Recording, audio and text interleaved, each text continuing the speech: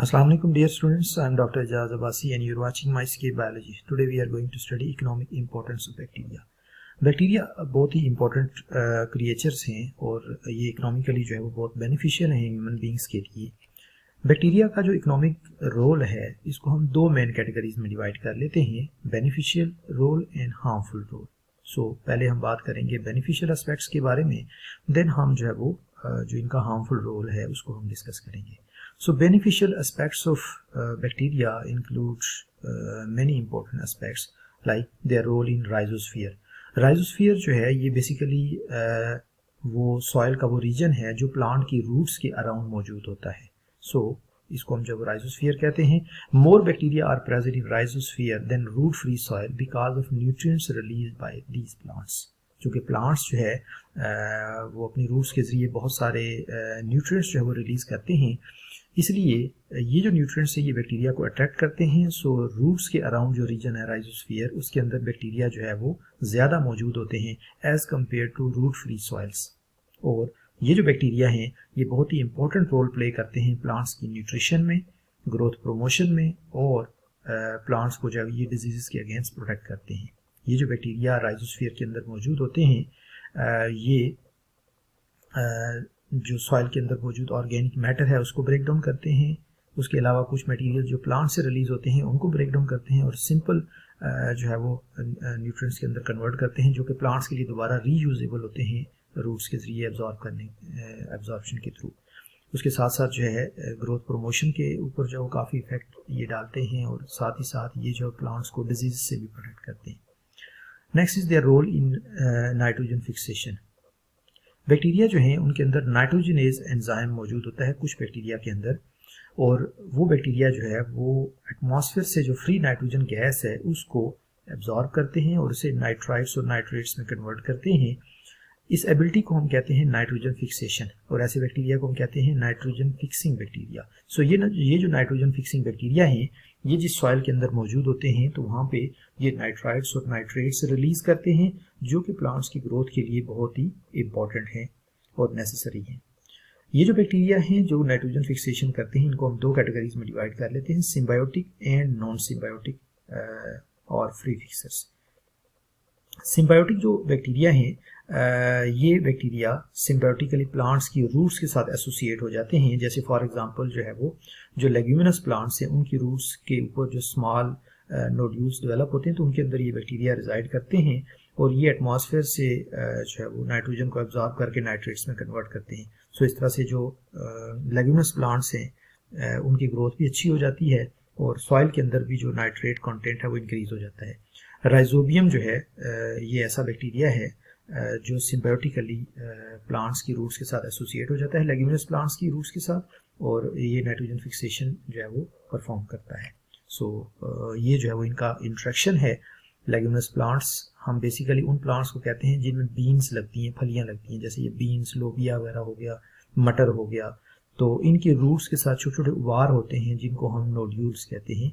और ये जो नोड्यूल्स हैं तो इन नोड्यूल्स के अंदर ये बैक्टीरिया रहते हैं और फिर जो है वो ये नाइट्रोजन फिक्सेशन करते हैं। सो इस तरह से ये जो सिम्बायोटिक रोल है इसमें बैक्टीरिया जो हैं ये नाइट्रोजनस कंपाउंड्स जो है वो प्रोवाइड करते हैं लेग्यूमिनस प्लांट्स को, एटमॉस्फेयर से नाइट्रोजन एब्जॉर्ब करके उसको नाइट्रेट्स में कन्वर्ट करके, जबकि इंटर्न प्लांट जो है उससे फोटोसिंथेटिक प्रोडक्ट्स जो हैं वो इन बैक्टीरिया को हासिल होती हैं। तो इस तरह से ये जो है वो एक सिम्बायोटिक एसोसिएशन इनके दरमियान चलती है। Next is the non symbiotic bacteria. कुछ बैक्टीरिया जो हैं जो कि फ्रीली सॉइल के अंदर रहते हैं उनको फ्री फिक्सर्स भी हम कहते हैं या नॉन सिम्बायोटिक बैक्टीरिया कहते हैं। ये जो बैक्टीरिया हैं ये फ्रीली सॉइल में रहते हैं और इंडिपेंडेंटली सॉइल के अंदर जो है वो ये नाइट्रोजन फिक्सेशन करते हैं। क्लोस्ट्रीडियम और एजोटोबैक्टर जो है इनकी कॉमन एग्जांपल्स हैं। Next is the role in decomposition और nutrient recycling. These saprotrophic bacteria decompose dead organic matter and form humus. Soil के अंदर एक डार्क ब्राउन कलर का मटेरियल मौजूद होता है जिसको हम ह्यूमस कहते हैं। ये बेसिकली जो डेड प्लांट्स और एनिमल्स होते हैं या उनके जो वेस्ट मटेरियल्स होते हैं या उनकी जो डेड बॉडीज होते हैं उनके ब्रेकडाउन से जो है वो डेवलप होता है। डेड ऑर्गेनिक मैटर और जो डेड बॉडीज है उनकी ब्रेकडाउन से जो ह्यूमस बनता है इस प्रोसेस को हम कहते हैं ह्यूमिफिकेशन। और ये जो ह्यूमिफिकेशन का प्रोसेस है ये बैक्टीरिया कैरी आउट करते हैं। सो इस तरह से जो है वो हम बैक्टीरिया को डीकम्पोजर्स कहते हैं, क्योंकि ये कम्प्लेक्स मटेरियल्स को जो है वो सिंपल में कन्वर्ट करते हैं। और फिर ये जो सिंपल मटेरियल्स हैं ये सॉइल के अंदर जब अवेलेबल होते हैं तो प्लांट्स इनको रूट्स के ज़रिए एब्जॉर्ब करके तो दोबारा अपनी बॉडी में जो है वो इनकॉर्पोरेट कर सकते हैं। जब प्लांट्स जो है उनको जब एनिमल्स फीड करते हैं तो वहाँ से ये न्यूट्रिएंट्स एनिमल में चले जाते हैं। जब प्लांट और एनिमल की डेथ होती है तो दोबारा ये कम्प्लेक्स मटेरियल सॉइल में आते हैं और फिर बैक्टीरिया इनको दोबारा से जो ब्रेक डाउन करते हैं। तो इस तरह से ये जो साइकिल है न्यूट्रिएंट्स का या न्यूट्रिएंट की जो रिसाइकलिंग है ये कैरी आउट होती है और इसमें एक मेन रोल जो है प्ले करते हैं ये डिकम्पोजर्स या ये बैक्टीरिया जो कम्प्लेक्स सब्सटेंसेस को सिंपल में कन्वर्ट करते हैं। तो ये जो ह्यूमस बनता है इस तरह से इसके अंदर जो है वो बहुत सारे न्यूट्रिएंट्स होते हैं जो प्लांट्स के लिए जो है वो दोबारा से अवेलेबल हो जाते हैं। So these are called the decomposers. Next is the role of bacteria in biotechnology. Biotechnology के अंदर बैक्टीरिया बहुत एक्सटेंसिवली जो है वो यूज़ किए जाते हैं और इनका रोल जो किसी तौर पे भी कॉम्प्रोमाइज़ नहीं किया जा सकता। Bacteria in pharmaceutical industry are used to produce antibiotics, vaccines and steroids. आजकल जो है वो फार्मास्यूटिकल इंडस्ट्री में बैक्टीरिया बहुत बड़े पैमाने पे यूज़ होते हैं। बहुत सारी antibiotics, vaccine, steroids, growth hormones जो है वो इस तरह से एंटी मेटाबोलाइट्स, ये सारी चीज़ें जो है वो बैक्टीरिया को यूटिलाइज करके प्रोड्यूस की जाती हैं। बैक्टीरिया के अंदर जेनेटिक इंजीनियरिंग के ज़रिए जीन इंसर्ट कर दिए जाते हैं और फिर उन बैक्टीरिया को प्रोपेगेट करके उनसे ये जो प्रोडक्ट्स हैं ये बड़ी चीपली जो है वो हासिल की जाती हैं। Biogas is a form of energy produce using bacteria. Biogas जो है ये बेसिकली मिथेन गैस होती है और जो मिथेनोजेंस हैं ऐसे बैक्टीरिया जो मिथेन प्रोड्यूस करते हैं उनको यूज़ करके तो इसको जो है वो प्रोड्यूस किया जाता है। नॉर्मली जो डिकम्पोजिंग ऑर्गेनिक मैटर होता है उससे भी ये प्रोड्यूस होती है, लेकिन जो है वो मोस्टली जो जानवरों का गोबर है उसको यूटिलाइज करके इन बैक्टीरिया के थ्रू उससे जो बायोगैस प्रोड्यूस की जाती है, जो कि आप डिफरेंट पर्पसेस के लिए जो है वो यूज़ की जा सकती है। Fermenting bacteria are use in baking, brewing, cheese and butter production. Bakery items जितने भी हैं उनके अंदर यूज़ होते हैं बैक्टीरिया। उसके अलावा जो है बियर की प्रोसेसिंग में यूज़ होते हैं, चीज़ फॉर्मेशन में, बटर प्रोडक्शन के अंदर। इसमें भी जो है बैक्टीरिया का बहुत ज़्यादा रोल है। Chemical such as ethanol, acetone, organic acids, perfume and enzymes are also produced through bacterial fermentation. बहुत सारे बैक्टीरिया जो है वो इस तरह के ऑर्गेनिक सब्सटेंसेस प्रोड्यूस करते हैं और उसमें जो है वो alcohol, acetone, organic acids, enzymes वगैरह जो है वो प्रोड्यूस होते हैं। Food materials like dairy products, proteins and beverages are also produce using bacteria. बहुत सारे जो फूड मटेरियल्स हैं, डेयरी प्रोडक्ट्स हैं, ये भी जो है बैक्टीरिया से प्रोड्यूस होते हैं। मेटल एक्सट्रैक्शन और metal mining is also done by using certain bacteria and this process is called bioleaching और बायोहाइड्रोमेटलर्जी। ये एक ऐसा प्रोसेस है जिसमें स्पेशली जो लो ग्रेड ओर्स होते हैं जिनके अंदर मेटल कंटेंट कम होता है, अगर उनको जो है वो उनसे एक्सट्रैक्शन की जाए तो वो काफ़ी कॉस्टली पड़ जाती है क्योंकि आउटपुट बहुत कम होती है। तो उसमें यूँ किया जाता है कि जो लो ग्रेड ओर्स हैं उनको किसी एक जगह डंप कर दिया जाता है और उनके ऊपर जो बैक्टीरिया हैं, स्पेशलाइज बैक्टीरिया जो है इनके ऊपर छोड़ दिए जाते हैं।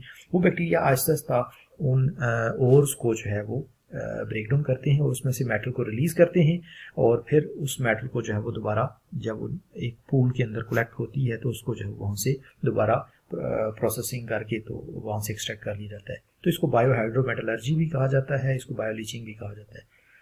Genetical engineer bacteria are inserted with commercially important और desirable genes to produce desired products, for example production of insulin, interferon, hormones, growth factors, antibodies and enzymes etcetera. Start में हमने बात की थी फार्मास्यूटिकल इंडस्ट्री में, तो फार्मास्यूटिकल इंडस्ट्री के अंदर भी और जनरली भी जो है वो बैक्टीरिया के अंदर डिजायर्ड जीन्स इंसर्ट किए जाते हैं जेनेटिक इंजीनियरिंग के थ्रू और फिर उनसे जो है मुख्तलिफ तरह की products like insulin, interferon, hormones, growth factors, antibodies, enzymes, anti metabolites वगैरह जो है वो प्रोड्यूस करवा लिए जाते हैं। सो ये जो है वो बैक्टीरिया की जो बायोटेक्नोलॉजी में इंपॉर्टेंस थी। Next is the role in waste disposal.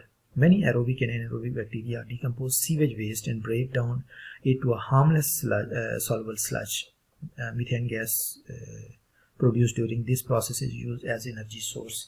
जो वेस्ट मटेरियल और जो स्पेशली वेस्ट वाटर है, जिसको सीवेज वाटर हम कहते हैं, जो घरों से डिस्चार्ज होता है, तो इसको पाइपलाइंस के थ्रू जब कलेक्ट करके तो सीवेज डिस्पोजल प्लांट तक लाया जाता है। वहाँ पे बैक्टीरिया की मदद से जो है वो इसकी ब्रेकडाउन की जाती है। इसमें ऑर्गेनिक मैटर जो है उसको ब्रेकडाउन करके उसको सेडिमेंट किया जाता है और फिर उसे सेपरेट करके ड्राई करके उसको एक जो है वो फर्टिलाइज़र के फॉर्म में, ऑर्गेनिक फर्टिलाइज़र के फॉर्म में जो है वो फिर रीयूज़ किया जाता है। उसके बाद जो वाटर है, सीवेज वाटर, वो जो है वो जब उसमें से ये मटेरियल एक्सट्रैक्ट कर लिया जाता है तो वो दोबारा से जो है वो रीयूजेबल होता है इरिगेशन वगैरह के लिए। तो सीवेज डिस्पोजल में इस तरह से बैक्टीरिया को यूज़ किया जाता है। उसके अलावा जो मीथेन गैस ही प्रोड्यूस होती है, जैसे ऑलरेडी हमने बायोगैस की बात की, तो ये जो है वो as a energy source use होती है। पेस्टिसाइड्स एंड टॉक्सिन जो सीवेज वेस्ट के अंदर मौजूद होते हैं उनको भी बैक्टीरिया डिग्रेड कर देते हैं। रिसेंटली जो है वो जेनेटिकली मॉडिफाइड बैक्टीरिया स्यूडोमोनास ब्यूटिडा जो डेवलप किया गया है, जो कि जाइलिन, कैम्फर और ऑक्टेन वगैरह को भी जो है वो डिकम्पोज कर लेता है। Role in digestion. Some bacteria live in the gut of herbivores and secrete cellulase enzyme which enable them to digest cellulose content. कुछ बैक्टीरिया जो है वो हर्बीवोर्स की गट के अंदर, इंटेस्टाइन के अंदर मौजूद होते हैं, जो सेलुलेज एंजाइम प्रोड्यूस करते हैं और ये उनको ग्रास वगैरह को, सेलुलोज को डाइजेस्ट करने में हेल्प करता है। Vitamin synthesis. एस्केरिशिया कोलाई और E coli lives in human colon and synthesizes vitamin B and releases it for human use. हमारी जो वो गट के अंदर ये बैक्टीरिया मौजूद होता है और ये विटामिन बी सिंथेसाइज करता है, जो हमारे लिए बड़ा यूजफुल है। Genetically modified bacteria clostridium butylicum is commercially used for production of riboflavin, vitamin B12, B2। सो ये जो बैक्टीरिया है ये विटामिन B2 प्रोड्यूस करने के लिए जो यूज़ किया जाता है और ये जेनेटिकली मॉडिफाइड बैक्टीरिया है। Role in fibre retting. Fibre retting जो है इसके अंदर भी जो बैक्टीरिया को यूज़ किया जाता है। कुछ बैक्टीरिया जैसे क्लोस्ट्रीडियम ब्यूटाइलिकम है, ये जो है वो फाइबर्स को सेपरेट करने के लिए यूज़ होते हैं। जूट या हेम्प या फ्लैक्स के जो फाइबर्स हैं उनको जो वो सेपरेट करने के लिए यूज़ होते हैं और फिर इनसे रोप्स और जो सैक्स या बोरियां वगैरह या थैले वगैरह जो बनाए जाते हैं। These plants are immersed in water and when swell up inoculated with bacteria which hydrolyze pectic substances of cell wall and separate the fibers. ये जो प्लांट्स हैं इनकी जो है ब्रांचेस को वाटर के अंदर सोक कर दिया जाता है, इमर्स कर दिया जाता है और जब ये स्वेल अप होती हैं तो फिर बैक्टीरिया इनके ऊपर जो है वो छोड़े जाते हैं, जो इनके जो सेल वॉल के बीच पेक्टिक सब्सटेंसेस होते हैं उनको जो है वो डाइजेस्ट करते हैं। एज अ रिजल्ट फाइबर्स जो है वो सेपरेट होते हैं और ये प्रोसेस जो है वो जल्दी से हो जाता है। तो इस तरह से फाइबर रेटिंग के अंदर भी बैक्टीरिया को यूज़ किया जाता है। सो ये जो है वो बैक्टीरिया के बेनिफिशियल जो है वो एस्पेक्ट्स थे। Next are the harmful aspects. Bacteria का जो सबसे मेजर हार्मफुल एस्पेक्ट है वो डिजीज कॉजिंग एबिलिटी है। बैक्टीरिया जो है ये पैथोजेंस के तौर पे जो है वो भी बिहेव करते हैं। बहुत सारी बैक्टीरिया के स्ट्रेंड्स हैं जो डिजीज कॉजिंग हैं, ह्यूमंस के अंदर, एनिमल्स के अंदर, प्लांट्स के अंदर। सो एनिमल्स के अंदर जैसे बैक्टीरिया जो है वो एंथ्राक्स कॉज करते हैं, ब्लैक लेग कॉज करते हैं, पोल्ट्री डिजीज़ कॉज करते हैं। इसके बाद ह्यूमंस में अगर हम बात करें तो ह्यूमंस के अंदर इन्फ्लुएंजा, नज़ला ज़ुकाम कॉज करते हैं, निमोनिया कॉज करते हैं, फूड पॉइजनिंग कॉज करते हैं, फूड वाउंड इन्फेक्शंस कॉज करते हैं। टीबी जो है ये एक बहुत प्रोमिनेंट डिजीज़ है। माइकोबैक्टीरियम ट्यूबरक्लोसिस कॉज करता है। इसके अलावा प्लांट्स के अंदर बहुत सारी डिजीज़ ये कॉज करते हैं। About 200 bacteria cause various plant diseases like citrus canker, potato scab, leaf blight of rice, fire blight of apple and pear and black rot of cabbage. ये जो प्लांट्स के अंदर डिजीज़ हैं। उसके अलावा बैक्टीरिया फूड को स्पॉइल कर देते हैं। Saprotrophic bacteria attack and decompose food stuff, stored foods such as grains, vegetables, fruits, dairy products, fish and meat are commonly contaminated and spoiled by bacteria. Food material जो है अगर उसके अंदर moisture मौजूद हो, नमी मौजूद हो, तो ये बैक्टीरिया उसके अंदर ग्रो कर जाते हैं और उसको जो है वो ना सिर्फ उसको जो है वो डिकम्पोज या ब्रेक डाउन करते हैं, बल्कि उसके अंदर जो टॉक्सिन्स रिलीज करते हैं उसकी वजह से फूड जो है वो कंटेमिनेट हो जाती है और वो खाने पीने के लिए जो है वो अनफिट हो जाती है। स्पेशली अगर आप जो मीट वगैरह रखें या चिकन स्पेशली जो है अगर आप फ्रिज से बाहर रखें तो उसके अंदर बहुत तेज़ी से बैक्टीरिया ग्रो कर जाते हैं और वो जो बैक्टीरिया हैं उनमें कुछ बहुत टॉक्सिक बैक्टीरिया भी हैं, जैसे फॉर एग्जांपल क्लोस्ट्रीडियम है। तो ये जो है वो फूड पॉइजनिंग कॉज करते हैं, इवन डेथ भी कॉज कर सकते हैं सीवियर केसेस में। So this was all about the economic importance of bacteria. Thank you so much. Allah Hafiz.